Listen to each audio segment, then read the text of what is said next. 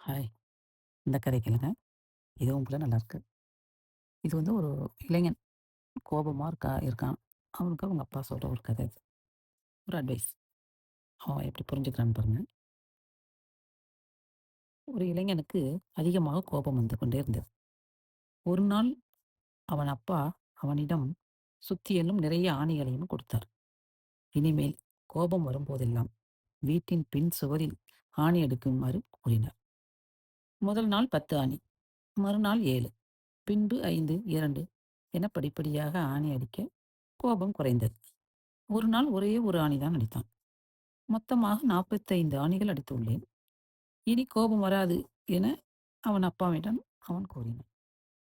இனிமேல் கோபம் வராத நாளில் ஒவ்வொரு ஆணியாக பிடுங்கி விடு என்றார் அவங்க அப்பா. 45 நாளில் அடித்த ஆணிகளை பிடுங்கப்பட்டு விட்டன என்று பெருமையுடன் அப்பாவை அழைத்து காட்டினான்.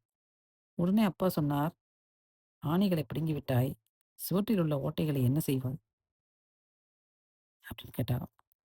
உன் கோபம் இது போல பலரை காயப்படுத்தியிருக்கும் அல்லவா என்று சொன்னோன்னே அந்த இளைஞன் அப்படியே வெட்கப்பட்டு தலை குனிஞ்சு நின்னானாம். இதாங்க இன்னைக்கு நெறைய பேருக்கு நடந்துகிட்டு இருக்கு. நெறைய நெறைய இளைஞர்கள் இன்னைக்கு கோவமா இருக்கிறாங்க. எதுக்கெடுத்தாலும் கோபம். இளைஞர்ன்னு இல்ல, சின்ன பொண்ணுங்க, எல்லாம் சின்ன பசங்க கூட இன்னைக்கு அப்படிதான் இருக்குங்க. இதெல்லாம் சொல்லி சொல்லி வளர்க்கணுங்க.